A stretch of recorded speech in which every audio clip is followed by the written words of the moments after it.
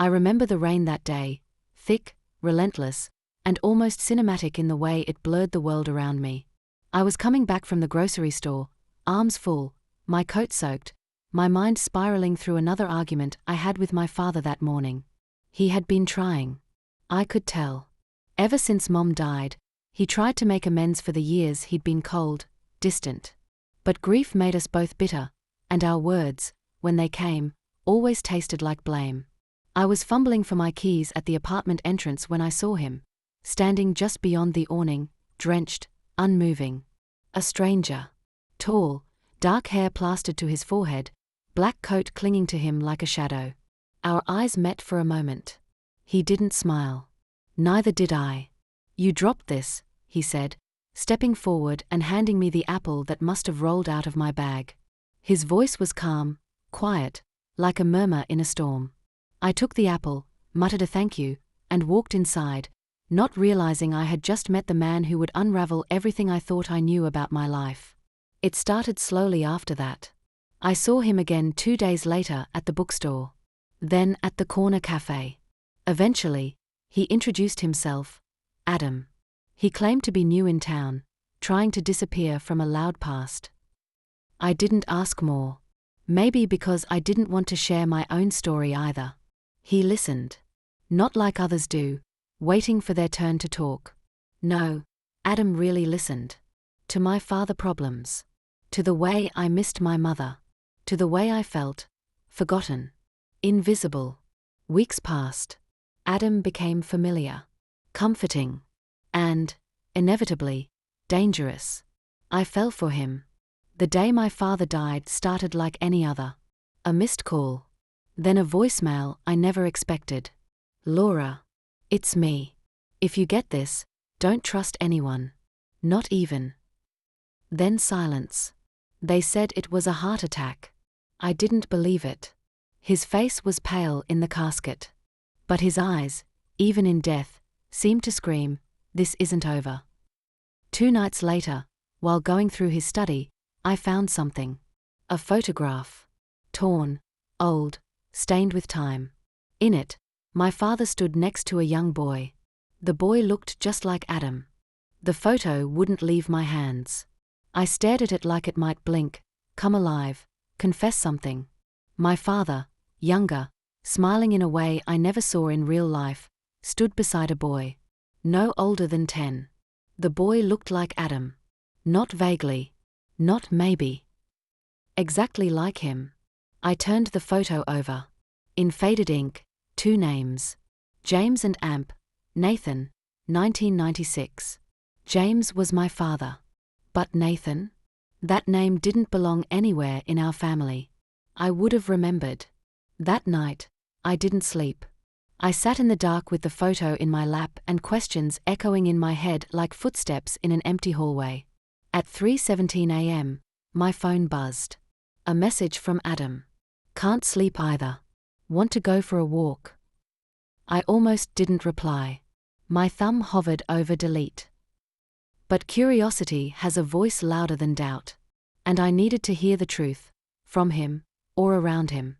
The streets were empty. The kind of quiet that feels intentional, like the world was listening. Adam walked beside me, hands in his coat pockets, eyes on the sidewalk. I couldn't stop thinking about that photo. That boy. That name. "Did you love your dad?" he asked suddenly. The question sliced through me like a cold gust. "Why are you asking that?" I deflected. He shrugged. "Just wondering. Parents shape us more than we admit. Sometimes we love them. Sometimes we don't know how." I hesitated before answering. After my mom died, things changed. We grew distant. But yes, I loved him, even when I hated him. Adam looked away. I noticed how he clenched his jaw. The next day, I went digging, literally. I found myself in the basement, knee-deep in my dad's old boxes. College journals, newspaper clippings, receipts from the 90s. A life folded up and forgotten. That's when I found the letter. It was in a cracked envelope, postmarked from a town I'd never heard of. The name on the front, Nathan Crow. My heart thudded. Inside, a short, chilling note. I haven't forgotten what you took from me. Now, it's my turn. 2018. No signature. But drawn faintly on the inside flap of the envelope was a symbol. A small, broken clock inside a circle. Familiar. Too familiar. Because Adam had that exact same symbol tattooed on the side of his neck. I'd kissed it. That evening, he invited me over again. Dinner. Soft jazz in the background. Candlelight. Everything was perfect. Everything felt wrong. I laughed at his jokes, sipped wine, smiled when he touched my hand. But my mind was on that photo, the letter, the name. Nathan. After dinner, he walked me to the door. I hugged him, burying my head in his chest, trying to hear his heartbeat. What was your name, before Adam? I whispered. He stiffened. Then, with a small smile. Why does it matter, Laura? I'm here now. That's what counts. But in that moment, I knew. Adam wasn't his real name. It never had been. After he left, I stood in my doorway for a long time. The night pressed against the windows like a secret trying to get in. I held my breath as if silence could make everything clearer. But the truth was already knocking, louder than ever. I returned to my father's study the next morning. Dust floated like ghosts in the air, dancing in the sunlight that streamed through the half-closed curtains. Everything was just as he'd left it, neat, cold, controlled. Like him. I sat behind his desk and let my fingers glide across the top, old wood, polished smooth, hiding decades of secrets. And then I saw it. A crimson red tie. The same one he'd been wearing the day he died. I had planned to donate it, like the rest of his clothes, but something about it stopped me. I picked it up. Ran it through my hands. That's when I noticed the tear in the seam. I don't know what made me do it. Intuition, desperation, maybe both, but I pulled at the loose thread. Inside the lining was a tiny piece of folded paper. I unfolded it with trembling fingers. If anything happens to me, it's Nathan. Don't trust him. He found me. I dropped the note like it burned. I couldn't breathe. Nathan. Adam. The boy in the photo. The man in my bed. The killer of my father. My stomach twisted, nausea rising like a tide. But somewhere inside me, something else stirred too, fury. And betrayal. He had touched me, kissed me, held me like I meant something. But the whole time, he knew. I needed confirmation. That night, I followed him. He walked through town like any normal man, hands in his pockets, relaxed shoulders, that charming smile he gave to strangers. But I wasn't a stranger anymore. He stopped outside an old building I didn't recognize at first. A small, tucked-away bar with a name that meant nothing to me. Until I saw the logo, a broken clock inside a circle. The same symbol from the envelope. From his tattoo. It wasn't a design. It was a mark. He disappeared inside. I waited 47 minutes. Then he came out, not alone. He was talking to a man I'd never seen before. Tall, grey-bearded, a scar across his temple. But they laughed like old friends. No, like partners. I took a photo. Hands shaking. The man leaned in and whispered something to Adam. Adam nodded. I couldn't hear the words. But his face. It wasn't the face of the man who had held me on rainy nights. It was the face of someone who had waited for revenge. I rushed home. I pulled out the photo again. Zoomed in on the boy. That same scar. On the tall man in the photo. On the man outside the bar. They had known each other since they were kids. And my father had known them too.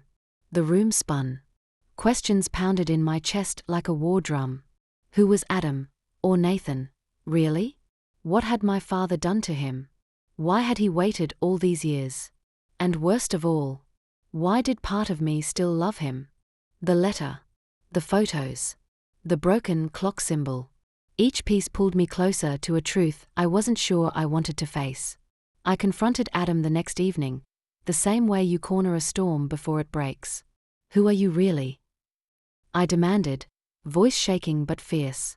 He looked at me, eyes tired but steady. Then, for the first time, he spoke freely, not as the man I fell for, but as the shadow from the past. "My name is Nathan Crow," he said quietly. "I grew up with your father. More than a friend, we were family once." He told me about a secret they shared, something darker than either dared speak of before. About debts, betrayals, and a moment that changed everything. "Your father, he wasn't innocent," Nathan confessed. "We were both part of something terrible. I never wanted this path. But he crossed a line. I tried to stop him. And when he died, I lost everything. I wanted to scream, to run away, to forget it all. But the pieces clicked in my mind like a puzzle of pain and regret. Was he telling the truth? Or weaving a story to save himself? That night, I found myself staring at his letter again, the one he left on my desk. He wrote of sorrow, remorse, and a twisted love that consumed him. He begged me to forgive him, to understand. But forgiveness felt impossible. How could I forgive the man who killed my father? Who hid behind a mask, who lied to me? I loved him. And I hated him. Days passed in a blur. I dug through my father's files, searching for answers. Old court documents revealed the truth. My father had testified in a trial years ago, a case involving Nathan's family. The fallout had shattered both their lives. The final shock came in the form of a voicemail. Nathan's voice, trembling. "Laura, I'm sorry. For everything. I have to go. But remember, sometimes, the worst sins come from the best intentions." And just like that, he vanished. I was left alone with my broken heart and shattered trust. Nathan disappeared like smoke slipping through my fingers. No calls, no messages, just silence. Days turned into restless nights filled with questions that echoed louder than any answer. Could I forgive him? Could I forgive my father? Could I forgive myself for loving a man shadowed by betrayal and death? I sat alone in my father's study, the room heavy with memories and secrets. The broken clock symbol stared back at me from Nathan's old letter. Time had fractured us all. Time had stolen my family, my peace. I thought about revenge, the cold satisfaction of justice. But I also thought about healing, the impossible hope of forgiveness. In the end, I made a choice. Not for Nathan. Not for my father. For me. I chose to break the cycle.